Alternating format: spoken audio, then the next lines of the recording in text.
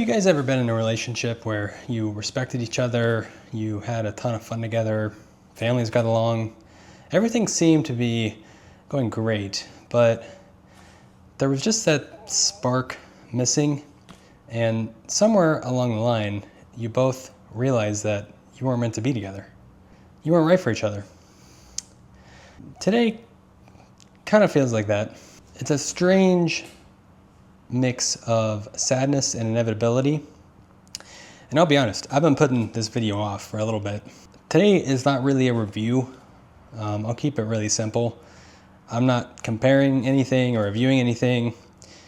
I'm just saying goodbye to the Miata, because I've had 25 cars, which I've talked about in another video, and this one feels a bit different. I would say out of all the cars I've owned, this one feels the most like saying goodbye to a friend, because I bought this car when I needed a reset. I needed to learn more about myself as a high performance driver, more about myself for driving skills and enjoyment in general, and more about myself as a lifelong car enthusiast who frankly has a lot of trouble figuring out what I like enough to keep a car for a long time. It's happened before, it's just rare. So before this chapter ends, I'm taking one last drive in the Miata. And somewhere along the drive, I'll tell you why. And I'll tell you why I'm doing it now, and what's coming next. Sort of. Let's go take that last drive.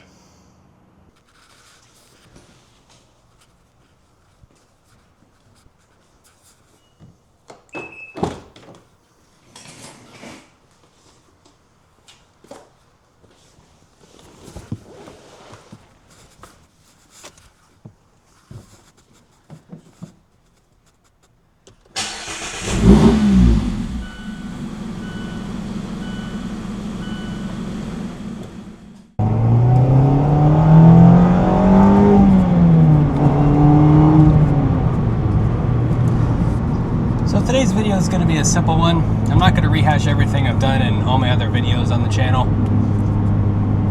I am just going to simply try to enjoy this car one last time for what it is, because the Miata truly represents a unique experience that I don't think you can have at any price point. I mean, I think regardless of price point, it's a unique experience that nothing else truly matches, and I know that I will miss it because there's nothing else like it. The whole package is a unique offering that I don't think any other car, at least that I've experienced, offers. It's very memorable. So why am I getting rid of it? Why am I trading it for something else? Simply put, I think the Miata accomplished its mission. It's like mission accomplished. I bought this car because I needed a reset for my brain. I had experienced so many cars before. I have a video of how many cars I owned, and I feel like I got lost. What do I even like about being a car enthusiast? What do I even like about being a driving enthusiast? I got a little lost, and I needed a reset. And I think the Miata accomplished its mission, straight up. It helped me. In 6 months of Miata therapy, I feel like I have a clear head. I feel like the next car that I get, I will be able to appreciate it so much more because I've owned this car. This is the baseline, this is the standard. And I don't, kind of like how you have to kind of go through different relationships to figure out, I guess, who you are and mature for when you do meet the right person. I feel like for me, just for me, it's my preference. It helps me figure that out. So, not a forever car for me. Obviously, I'm going to get rid of it. But the season that I did in the Miata, incredible. It really was like a friend. So the next car that I'm getting, I'm not going to say it's a better car. I don't know if you can claim many cars are better than the Miata. I think it's better at some things, worse at some other things. What I do know it is 4 times the price, and it takes all the preferences that I've learned that I have about driving and about being a car enthusiast. It takes those preferences and it turns them up to 11.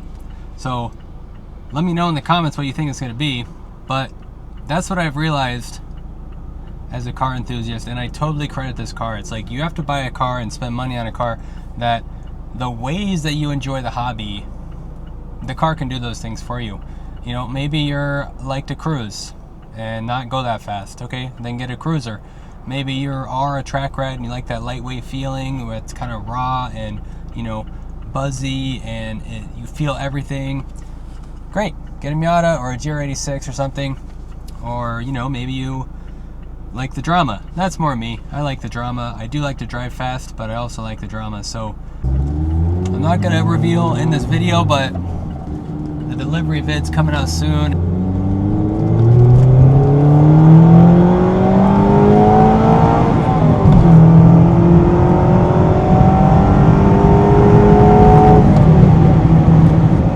With that said, I am so glad that I did not go straight to my dream car. And yeah, this next car is like pretty much my ultimate dream car. But the Miata inspired me to take that leap to go after my dream car, because I don't think I would have actually appreciated it if I went straight there without spending a lot of time in the Miata, because I wouldn't be as good of a driver and I wouldn't know what I wanted, and I wouldn't have appreciated the back to basics. If you appreciate the basics and the fundamentals, then you can then appreciate the things that require more expertise and the things that are above and beyond.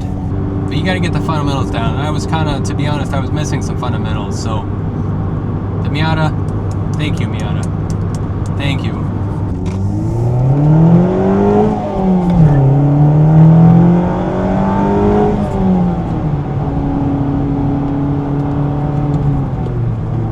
To be honest, I wish that I could keep this car and buy my next car. But right now, it just wouldn't be the best decision to do that for financial reasons and for space reasons. That would be 4 cars, and that'd be kind of crazy.